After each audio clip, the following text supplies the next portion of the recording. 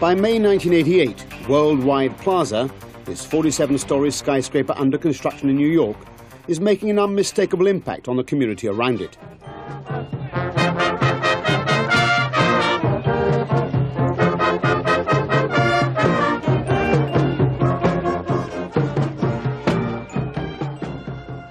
At the annual food fair in Clinton, in the neighborhood of the skyscraper, the mayor of New York, Ed Koch, pays a fleeting visit to the community, whose residents are divided about the benefits of such a big project.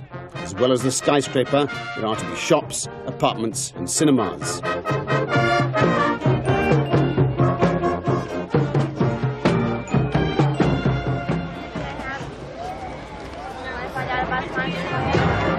Hello, everyone. Mayor Koch is running very late. This is the 5th parade of the day for him. He wants to say 2 words. The weather is perfect, the people are superb, and I have not yet had a chance to eat the food, but it smells terrifically. It's a traditional urban dilemma. The skyscraper will bring prosperity, but at the price of change in the character of the neighborhood. Worldwide Plaza. It's going to bring a lot of traffic to the neighborhood, and being a merchant, maybe it won't be too bad. No more big buildings. We don't want any more big buildings. We don't want any more big buildings. I want to see the sunshine when I get up in the morning. Well, he has his own opinion. I've been in this neighborhood all my life. I'm for Worldwide Plaza, simply because I believe in having people and families rather than parking lots. And for almost 20 years, that was a parking lot. You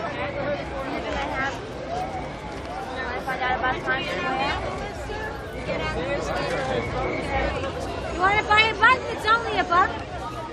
It's a racially mixed neighborhood, different in social class from the lawyers and admin who will work in the skyscraper.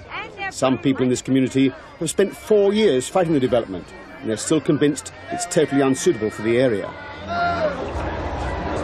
Look at the name. You know, here we are in Hell's Kitchen, you know. And what's the name of this project they put in? Worldwide Center. It has nothing to do with our neighborhood. Find out about the neighborhood. Help keep Clinton affordable. But neighborhoods can't stand still in the face of the commercial pressures that value a 4-acre site in a residential street at £60 million. To get their money back, the developers have to put a lot of building on that land. Much of the bulk of the skyscraper now exists up to 600 feet, but lower down, the contractors are wrestling with the problems of building a curved arcade in the face of the fact that stone and steel like to be laid in straight lines. It's the curvature of London streets that has inspired the architect David Childs. If you think about the Regent Street coming down to Piccadilly Circus and how it is always constantly unfolding, there's sort of a natural way that people walk. They don't walk in grids. They walk along cow paths which curve and meander, and so there is something attractive about a space like this because, as I say, it's constantly revealing itself. You're always in an understandable space, but it's always constantly moving as you go through it. So it's a humane place, but dramatic. This very tall, very thin proportion. It's like the side aisles in a church, sort of uplifting, and it disappears into gloom at the top. It's all mysterious and wonderful. But Childs' uplifting arcade has been a challenge to the designers and continues to present daily problems to the construction managers. I got up this morning, I had my usual cup of coffee. I drove to work. And I got here, and there was a problem with the stone erector. There was a certain piece of slab that had to be chopped back for him, that he couldn't fit the piece of precast. Another piece didn't fit because of an access mark we gave him. Then he had to move the crane back a little further. We had to chop the ground for him so he could set the outrigger to set the stone. There was a multitude of things. It's not like building a Swiss watch where everything is going to click and mesh perfectly.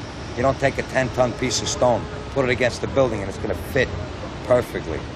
Not that I'm saying anything against the engineers and anything, but sometimes it doesn't work out like that. You got to do some field modifications right on the spot. Delays in the stonework on the lower floors are becoming a major problem. Apart from anything else, they are endangering the moving-in date for the first tenants, the advertising agency Ogilvy and Mather, who hope to be in by Christmas 1988.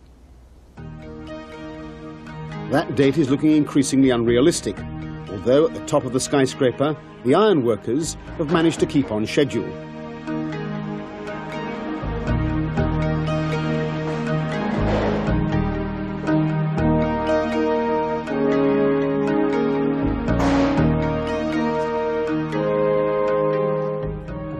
ironworkers, many of them American Indians, have risen with the skyscraper over the last 15 months.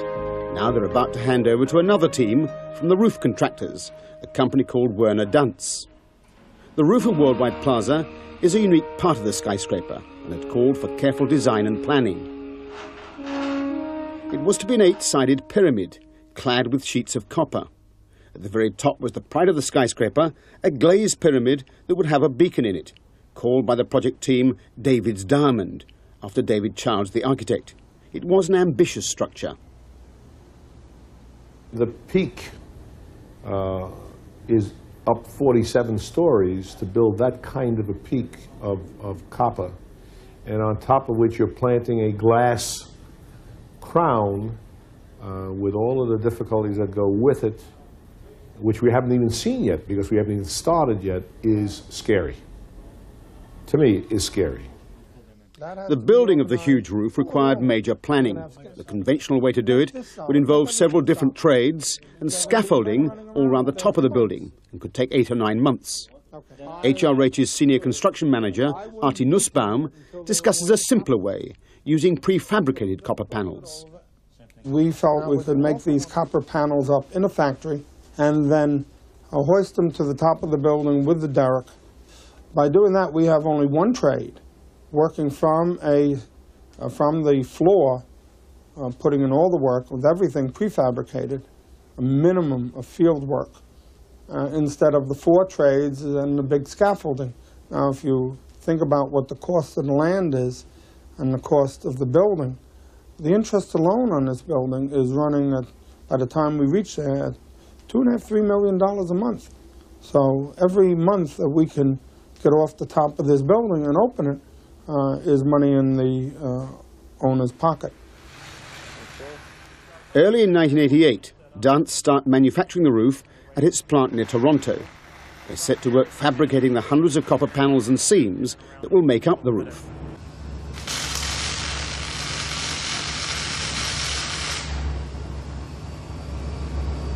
Okay, there'll be another piece of steel running towards the backside, extending past the outside framework.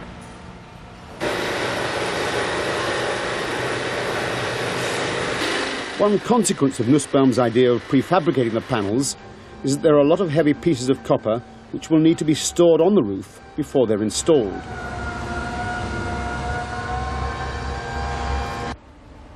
It's September 1988, and the pieces of copper begin to arrive at the site from Canada. They include giant copper rings that will form circular dormer windows on the roof, as well as some of the hundreds of panels making up the sloping sides.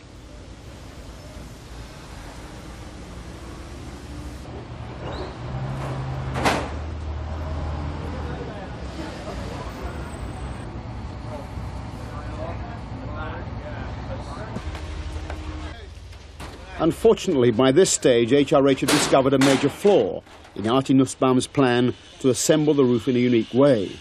The framework has not been designed with sufficient strength to support the weight of a derrick to lift the copper to the roof area, or to store the copper once it's been lifted. What's more, the framework doesn't even seem to be strong enough to support some of the essential air conditioning equipment that has to be installed in the roof space. All of Nussbaum's well-laid plans have come to naught. Dominic Fonti, HRH's project manager, is furious. The entire discussion and mobilization of the roof has really become a sore spot for me. The reason for that is that Artie Nussbaum was involved early on with the project development of the situation. He early on made a recommendation to Skidmore to please design the roof level and the very top, just below the glass pyramid, to design it so that you're able to carry construction loads. He clearly, distinctly remembers discussing that at various meetings with Skidmore during project development. I'm talking now maybe 2.5 years ago. Apparently what happened is that either someone forgot, someone ignored the comments, and now we're faced with a roofing framing, structural steel framing, so light in capacity that I'm even told now that I have to reinforce the steel framing to land my cooling towers on top. And we tried to reinforce it at this stage. All different schemes of reinforcement. But the dollars to reinforce this were tremendous. We're talking easily over $100,000, easily, to reinforce something up there, which could have been bought for nothing at the time of the contract, for nothing, just about. So Artie's ideas and concepts were excellent, but unfortunately, we don't have the system, the structural system, to make it work. The assembly of the copper begins with the mullions, long rectangular copper tubes forming the seams between the large copper panels. They show the characteristic green staining that in time will cover the whole roof. In designing the roof, the architect specified 3 different metals: copper on an aluminium base joined with steel screws. But putting dissimilar metals in contact, particularly in the presence of water, can lead to corrosion. To avoid the roof falling apart in a few years' time, the metals have to be kept apart by small plastic washers at every single one of the thousands of screw holes. Everyone hopes the washers will keep the roof intact through years of New York rain. Apart from corroding metal, bad weather can stop work on site for the roof workers. They don't want to take chances 600 feet up in rain and mist. So far, this project has been mercifully free of industrial accidents. That may have something to do with Harry Wiedmeyer, the tireless safety inspector on the site. He takes a daily walk through the building, talking to workers and keeping his eyes open for potential hazards.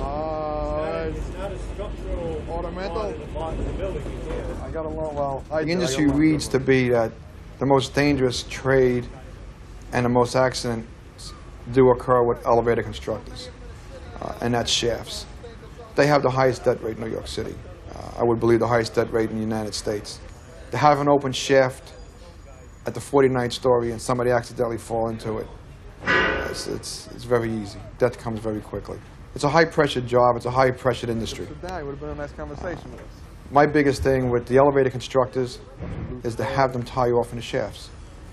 To date, I've been very successful on this job here.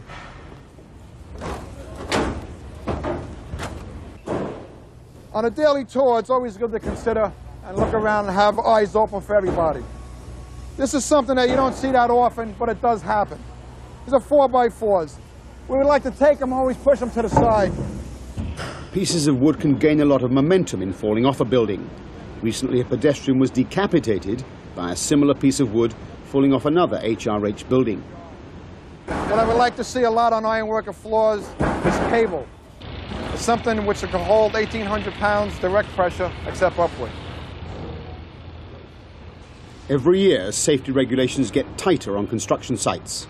There are now safety nets called diapers, the American word for nappies, that are meant to protect pedestrians from falling debris. But today the nappies are leaky and have let through this piece of brick. It's dented a passing car, and it's just Wiedmeyer's luck that the passenger of the damaged car is a lawyer. I'm a New York solicitor. I get involved in this all the time. I'm a litigation specialist. It's the truth.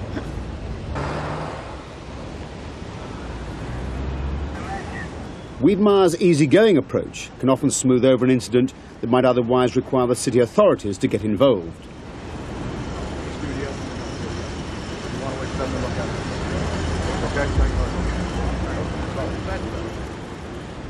During the autumn of 1988, the huge areas of copper panelling grow around the roof. There are 125 tons of copper here in thin sheets, mullions and circular dormers. The contract with the roof company Dunce is worth over £2 million, although as the construction proceeds and takes longer than expected, the price, which includes labour costs, begins to look a little on the low side.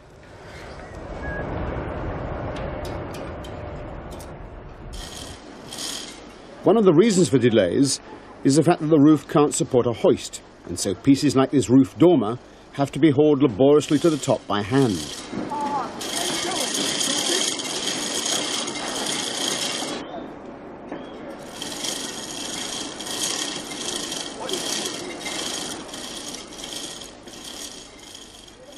This roof is unusual in that there's a lot of empty space in it, unlike most modern skyscrapers that have flat roofs with offices right to the top of the building. While the skyscraper was still on the drawing board, HRH suggested using some of the roof space for the important mechanical equipment the building needs. By doing this, they released space lower down that could then be rented out as offices. Well, this is the crown of the building, actually, and it was designed architecturally, and we've had to adapt our mechanical systems to fit into the architecture. I'm in charge of all the things that make the building work, you know, the heating, the plumbing, electrical, the lighting, all the veins and arteries and pumps, and you know, the heart and the boiler. This floor is strictly a mechanical floor. We have the elevator machine room here for the freight elevators, and we have the main cooling towers. We're going to have the emergency generators up here, and this, in fact, is the last piece of the building that gets built, but it's the most critical because until this is all working, we can't get any air conditioning in the building. It's a pretty big project. In September 1988, one of the major tenants in the building, a law firm called Cravath, Swaine and Moore, sends groups of staff around the site. Cravath have the task of selling the move to their employees, who have been used to working in the less deprived neighbourhood of Wall Street. I'd say almost every partner categorically had walked the site, had been in the building prior to execution of the lease. They were concerned, but they had seen over an 8-month period how the community was, how the area was changing. The activity on the Broadway corridor is changing, having an effect. So their comfort factor really rose greatly. One contribution to their discomfort factor is the nearby presence of the Adonis Cinema, showing gay films. We have an understanding with the partners of Cravath that the Adonis Theater will be gone by the time they occupy. Whether we buy it, someone else buys it, or it's a midnight raid. But it will be down before October 1st, '89. There are no interior lifts yet, and the lawyers and their secretaries on the guided tour have to make do with a construction hoist to carry them 30 floors up to the area they will occupy in a year's time.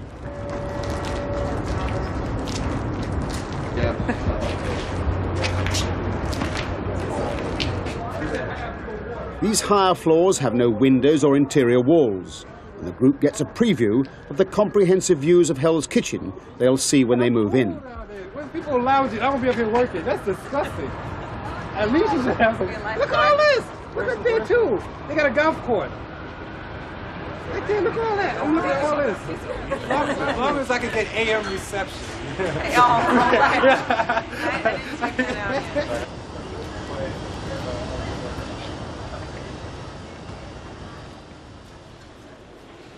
Meanwhile, the building's proper passenger lifts are being manufactured away from Manhattan by Westinghouse. There are 22 lifts with rosewood and bronze interiors costing £17,000 apiece. The building's owners hired an elevator consultant to work out the optimum number of lifts and their speed and traffic patterns. He works closely with Westinghouse, for whom this contract is worth about £8 million. The ultimate goal, I think the ultimate elevator system, everyone would agree, would be if each tenant in the building had his own private elevator. He took it up in the morning, and whenever he wanted to go anyplace, it would be waiting for him right where he last left it. That turns out to be impractical, just because of cost and the fact that there wouldn't be much building left, just a few windows and a bunch of elevators, which sounds good to an elevator consultant, but probably is somewhat distasteful to an owner. So you try to get as close to that as you can, and you use larger cars, and you want the response to be there, that same sort of semi-instantaneous response. We think that in the morning, a good building, you should have to wait an average time of less than 25 seconds for an elevator to come. When the car arrives, you don't want the elevator to be so crowded that you have to fight it like Tokyo subway at rush hour, which also tends to degrade the service because people try to get on, delays the car. So we're looking for a low waiting time. We're looking for a workable number of passengers in the car, and we're looking for a low total trip time. Maybe it takes you a minute or less to get from the time you commit, from the time you walk into the elevator lobby until you get to your destination. As each lift is installed, it's loaded with weights to simulate a full passenger load and undergoes mandatory safety tests of its emergency braking systems. by being accelerated to a speed above its working limit. 7, 50,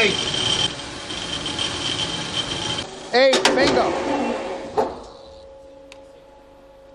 Well, the big one is the full load safety test.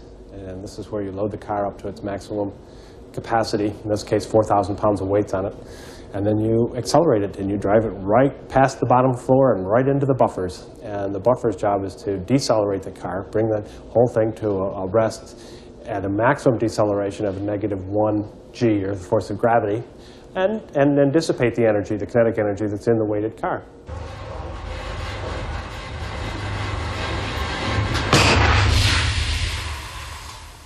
The ironic thing is that everybody looks at that and says, oh, that's, you know, that is in everyone's mind what would happen if there was a catastrophic failure. But that's not really. If the car is less than 50% full, the car will go up.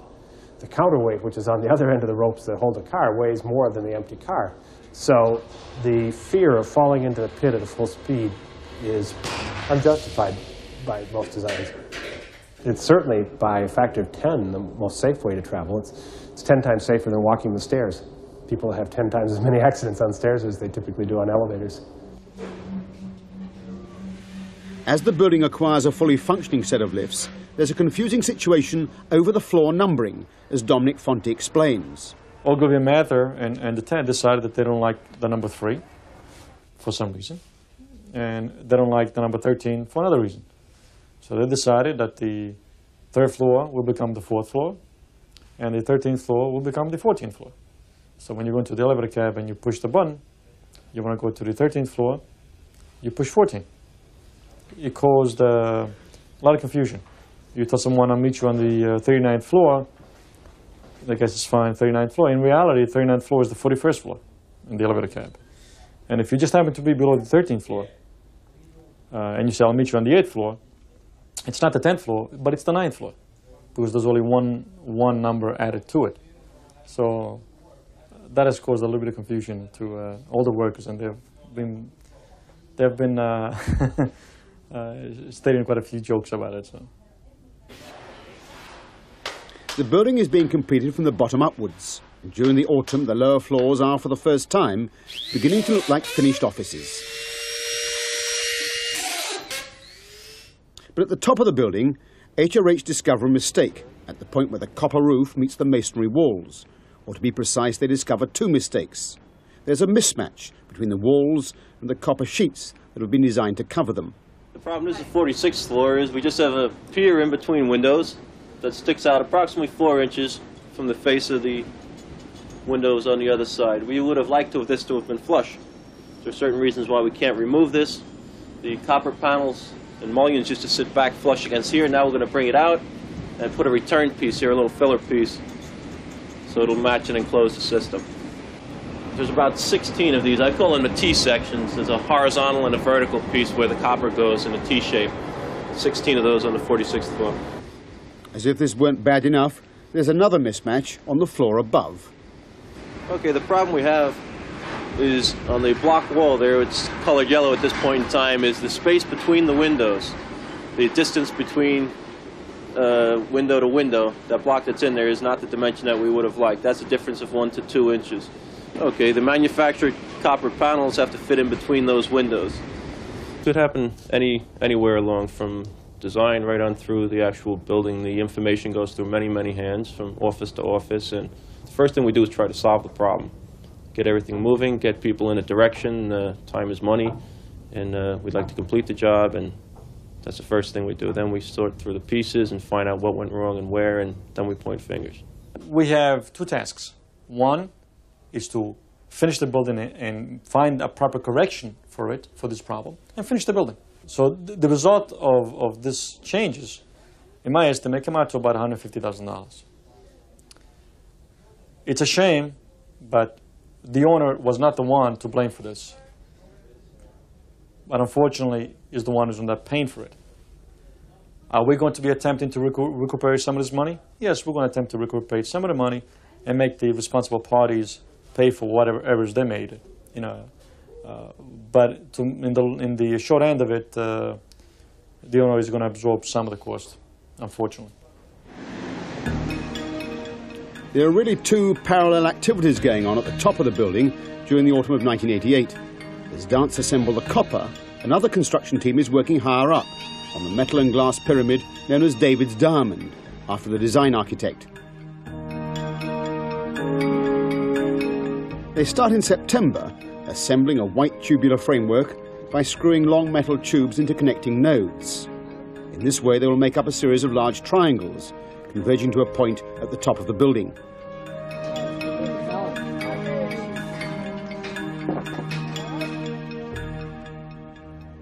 It's a beautiful crisp autumn day as the men work 700 feet up in the air.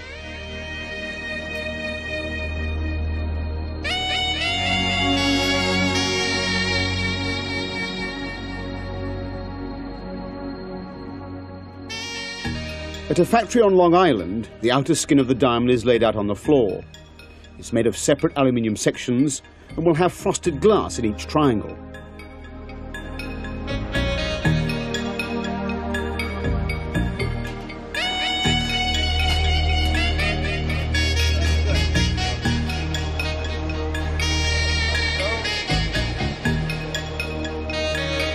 It's being laid out here to see that all the pieces fit together properly. They'll then be taken apart and reassembled on the white pyramid.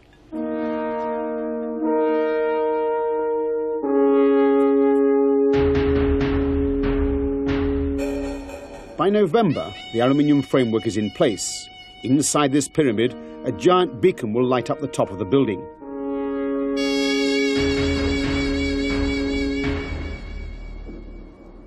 Some of the first pieces of glass help create abstract patterns against the autumn sky.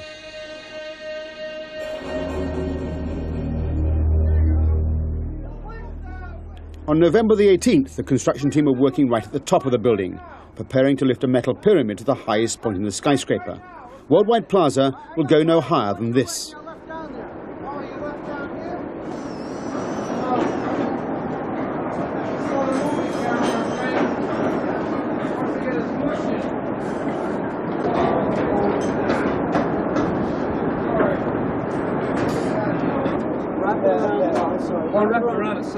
All 770 feet above New York, 4 men jostle for position. None of them chooses to wear a safety harness, perhaps because it might restrict their movements.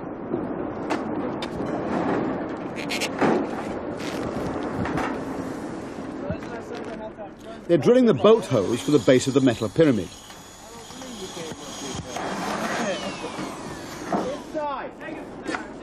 No, it's going to get hung up on. It's going to be inside the scaff. Each side of the pyramid will hold an aircraft warning light, and there's a small door for someone to change the bulbs. Otherwise, you're going to get hung up on this big pipe. Pull harder! Pull harder! Watch your head. Oh, you're going to get hit. You're going to get hit right there.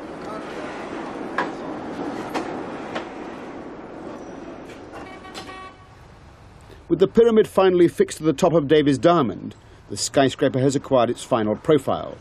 But there's a tremendous amount still to be done, and there's now no chance of meeting the tenants' moving-in date of Christmas 1988. Ogilvy and Mather sit down to their staff Christmas breakfast, apparently unworried by the delays, as they celebrate their impending move to the west side.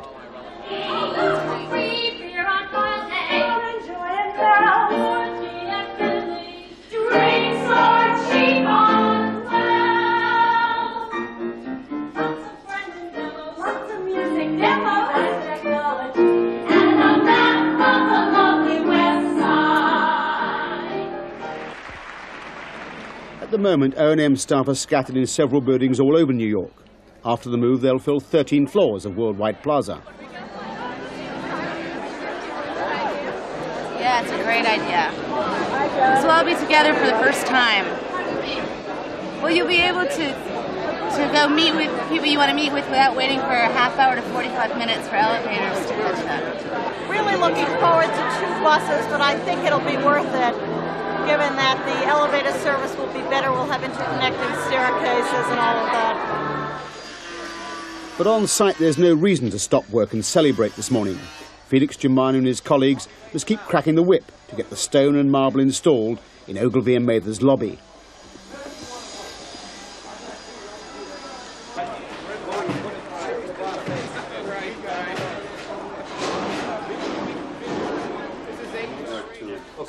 Okay, and there's one on some, there's two on others. Where did this piece of paper come from? You see, I'm in the middle. I don't know nothing about this. They sent me down this drawing. They tell me this drawing's approved. Do what they say. For the calculations, it's just to handle us. Okay. Not to take anything. No, what I'm saying, being here well there ready by him burning. It gets crazy about now because everything starts to come together, and you can see it coming together. The momentum builds up. You know, even the guys feel good about it because they walk around and they see what's happening also. So it comes to a point they're tired of the place also. They want to get out of here. Now everybody wants to finish up, get paid, see how beautiful it is, and get on to the next one. All hope of a Christmas move has long been abandoned by Ogilvy and Mather. They'll settle now for some time in the next 3 months. Well, the scale of one of those things, January, February, March, lovely small. You should get all the outtakes. Look at all our presentations you got for the future. John, I want to talk to you about the rent of the new building. It's the best deal in New York. He's got to reverse all the clips on the linear like he shows me he's doing. For what reason? So it gets into the... No, they put them on backwards in the shop. I want to try and get one tonight. I think we did get one. Maybe I get the other one. You got to put a little in it. Okay, I'll look at it again. Okay. Marty! Is he intending to move those crates? Who spoke to you, Larry, from Burson? Yeah. That's where the post goes. They're right, no, I think he got them in the lobby. Yeah, the poles are up inside. I figured that would shop. We knew we were going to... 13 inches. You only had like 12 and a half. We knew somewhere along the line. We weren't sure either, Sandy. But the floor comes up how high? 3.5? Same thing as the... Yeah. At least 3.5 into the base. Yeah, you got 12 inches going. You got plenty of room. All right. 1989 is the year of the big move. Now, we've spared considerable expense to put a little film together to remind you of the good things that lie ahead. O&M have more than one reason for wanting to show off Worldwide Plaza. As well as being a tenant, they've negotiated an equity share in the building with the Zeckendorf Company. Yesterday, we signed papers for our new home.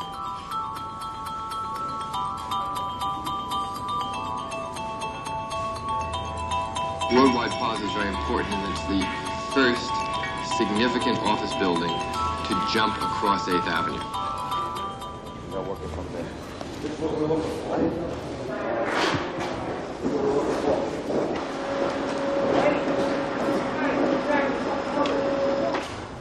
Some of our newer work that is just starting to air or is about to air.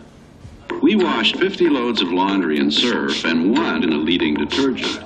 Sam, which load still has odors in it? Harry, I am very, very concerned about you're going to have a lot of work. You still have a scratch coat to put on. You have tiles. We're getting into dead of winter. It's going to be a pain in the ass, I'm telling you. Bobby, how you doing? The pressure's on to qualify for what's called a certificate of occupancy, after an official inspection scheduled for December the 22nd. This depends on a whole range of safety systems being ready by that date. And you rely on so many different people that if one link in that chain falls apart, it really causes chaos. And sometimes you can recuperate easily, and sometimes you cannot recuperate easily. I would like to have Father Christmas bring me a certificate of occupancy from the city of New York, saying we have accepted your work and you could occupy it. That's what I want for Christmas. He'll wish us a Merry Christmas with the D.O. Award. He'll wish us a Merry Christmas with the D.O. Award. But for Fonte, it's more of a bleak midwinter than a Merry Christmas. The building and its systems are ready for the official inspection the night before the inspectors arrive. But during the night, a water pipe bursts high up in the building and soaks the electronic fire alarm system. In the morning, it's a sorry group of men who huddle around the system's computer console. Right now we're going into trouble. Where is Jerry? Jerry's up in the rack room.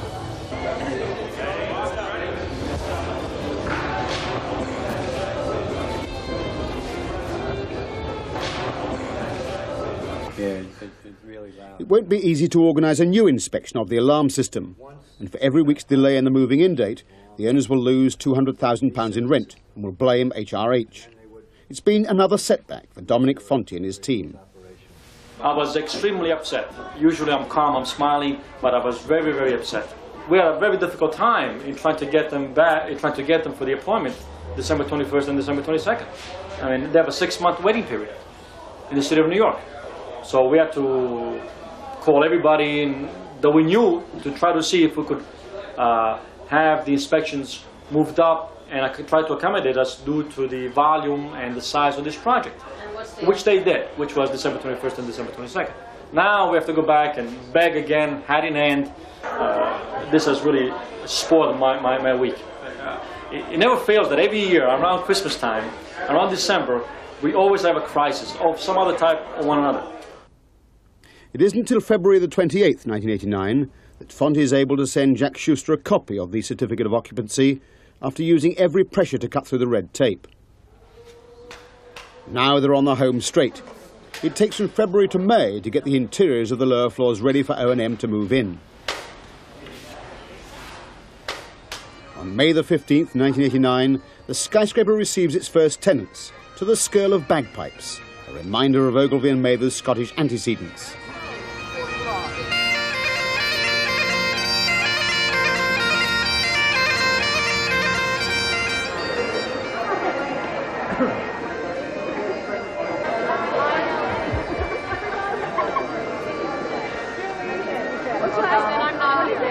O'Donnell. Who is the security guard down in Gate over there?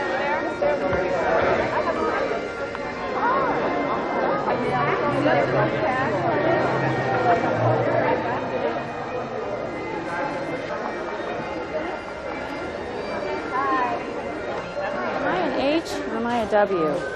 I'm Henry Whitmore. And you should be an H. Oh, good. What do I do, right here? Yes. Oh, my. Oh, how fun. Now I have 12 bags. Okay. Now what do I do? You're on your own.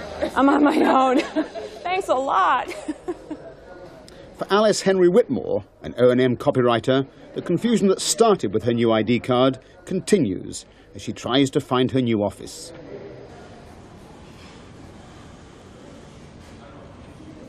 Okay. Oh, my goodness, my goodness. Food.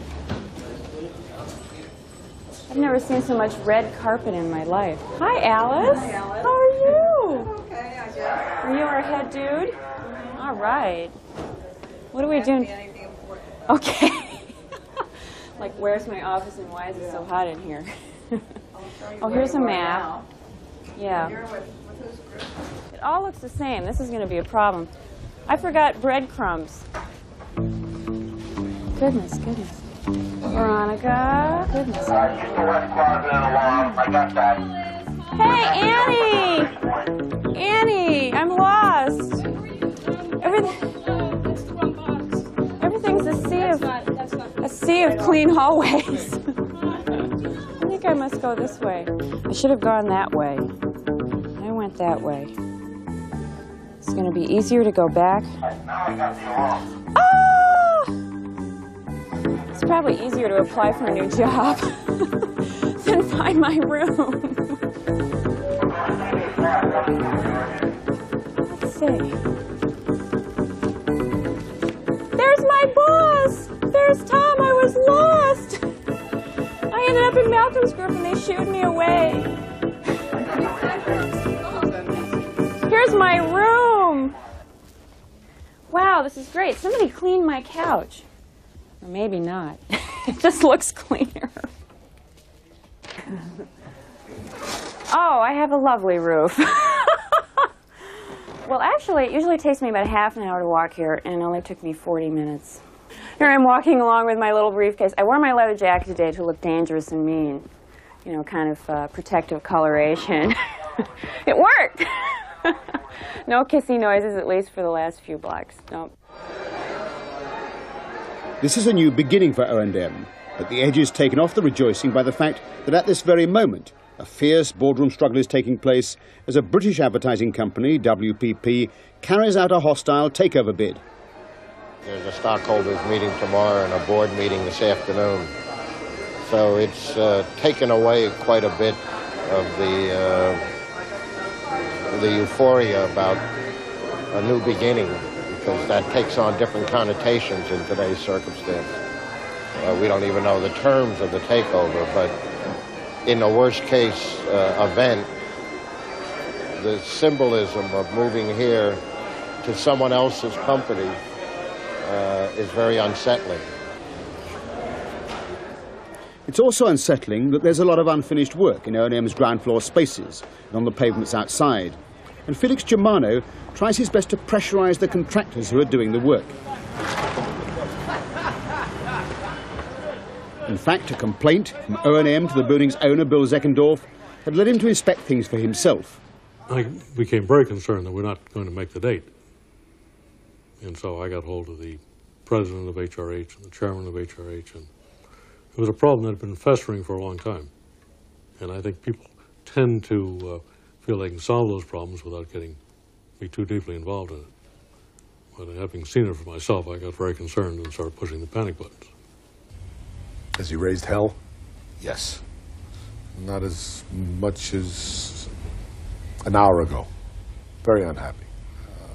The sidewalk on 8th Avenue, that's an eyesore, was not poured before this because we had some leaks in the subway.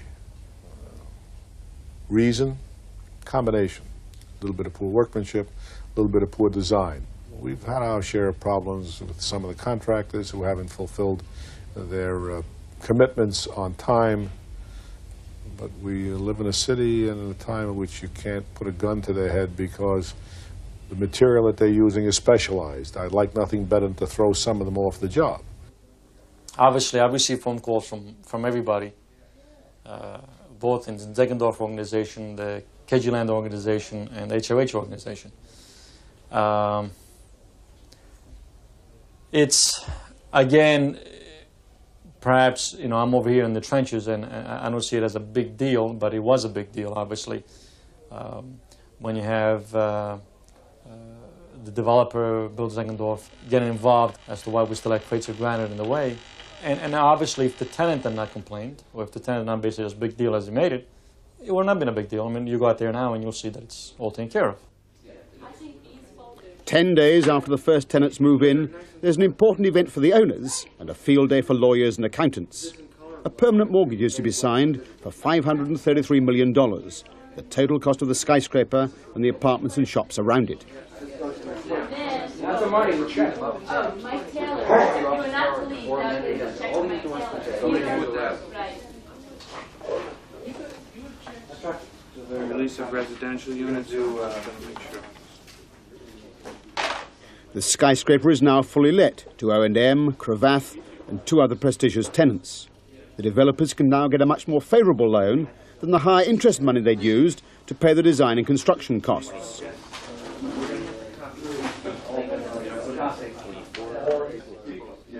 For the Zeckendorf Company and its partners, today marks the end of the first phase in their skyscraper's existence. Now they'll all sit back and hope the building will give them and their bankers the expected rate of return on their investment.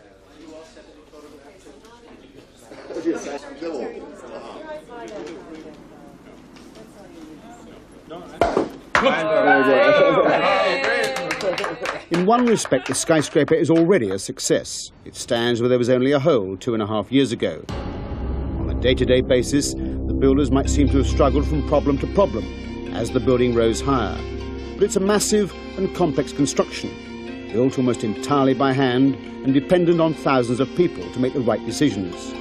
It would have been surprising if there hadn't been problems with a one-off project on this scale.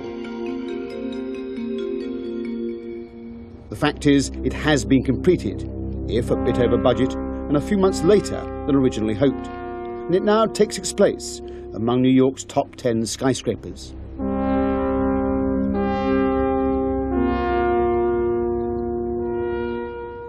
For David Childs, on a final inspection with his co-designer, there's no disguising his sense of achievement. Very remarkable. It's done, it's here, it's happened. And that's very exciting for any architect, because architects are involved in buildings and not drawings. And their own drawings are only a means to get to what you think of the final structure will look like. And so that's exciting. It's a great moment to be up here. It's a little cold today, and you feel sorry for the men who actually went out and constructed in this weather. It's a lot easier to draw, as I said, than to do it. But it must be exciting for them, too, actually, of putting it all together and having it work. Among the other main participants, there are lessons to be learned that will help with the next skyscraper and the one after that. I believe that I would be more realistic on the budget. I believe I would be more selective on the contractors. And I believe I would be tougher on the design team, particularly in some of their aesthetic treatments.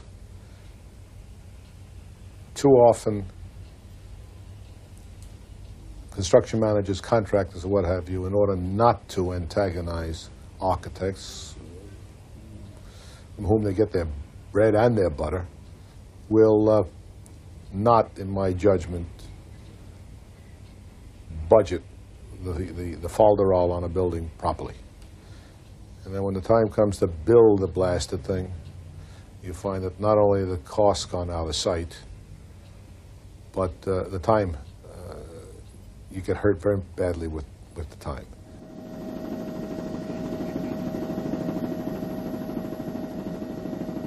The most noticeable change that people tell me is that I'm a lot more serious than I was 3 years ago. And when I step back and look at myself, I say, you're right, you are a lot more serious than I was three years ago. I have less tolerance for incompetence, one thing. And you know, usually I used to be more tolerant of people not following up or just forgetting things. I have less tolerance than that, because what invariably happens is that even when someone else doesn't do what they're supposed to do, I'm the guy responsible. And I'm the guy that they look to make sure that things are done.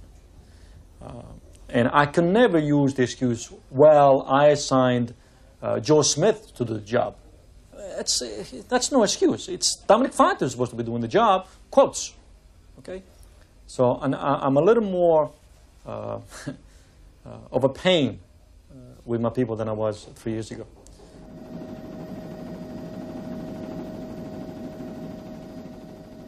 You can take one or two attitudes. One, you never do it again. Or second, it's a great experience and very exciting, and I think reasonably successful, at least from our terms. You know, people will second guess me for the next several years as to whether or not I gave too much away to the tenants, and why did I do that?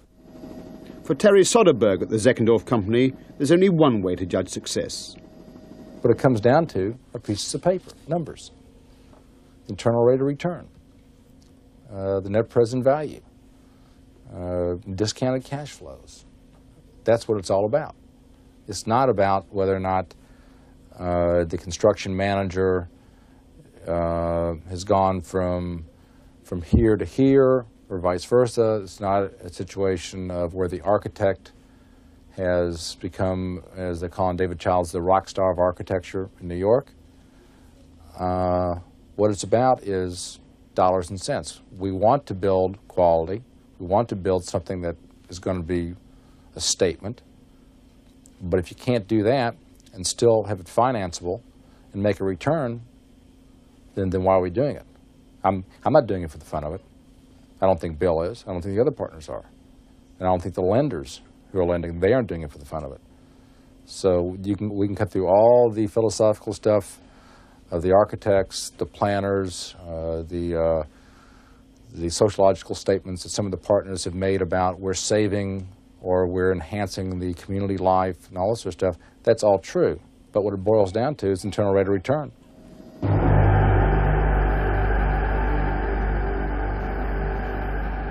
We wanted to be out here. We wanted to shake our hands. Well done. Good job. I want to tell my grandchildren that we actually stood out here. We're foolish enough to come out into this temporary... No one will ever stand here again. Let's go on in.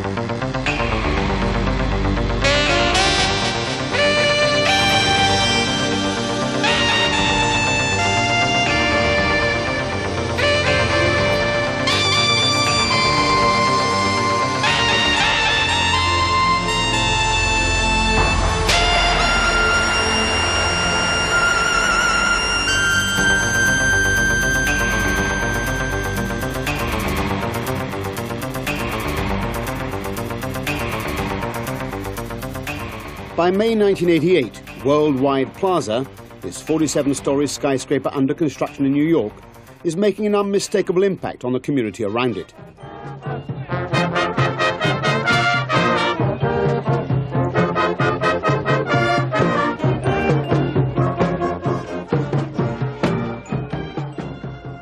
At the annual food fair in Clinton, in the neighborhood of the skyscraper, and I got here, and there was a problem with the stone erector.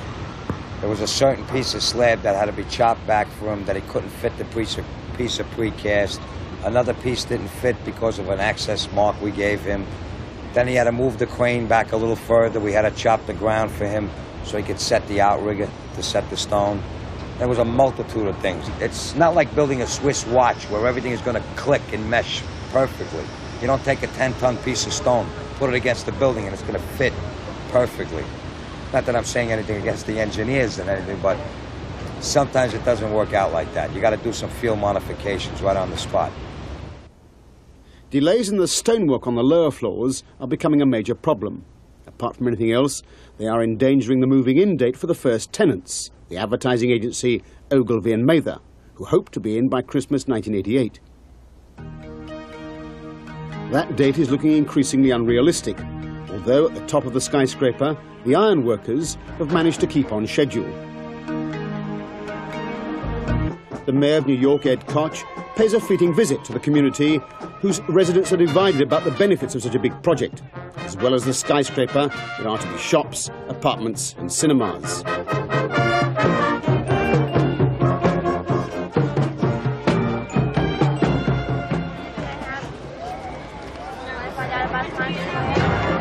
Hello, everyone. Mayor Koch is running very late. This is the 5th parade of the day for him. He wants to say 2 words. The weather is perfect, the people are superb, and I have not yet had a chance to eat the food, but it smells terrifically. It's a traditional urban dilemma. The skyscraper will bring prosperity, but at the price of change in the character of the neighborhood. Worldwide Plaza. It's going to bring a lot of traffic to the neighborhood, and being a merchant, maybe it won't be too bad. No more big buildings. We don't want any more big buildings. We don't want any more big buildings. I want to see the sunshine when I get up in the morning. Well, he has his own opinion. I've been in this neighborhood all my life. I'm for Worldwide Plaza, simply because I believe in having people and families rather than parking lots. And for almost 20 years, that was a parking lot.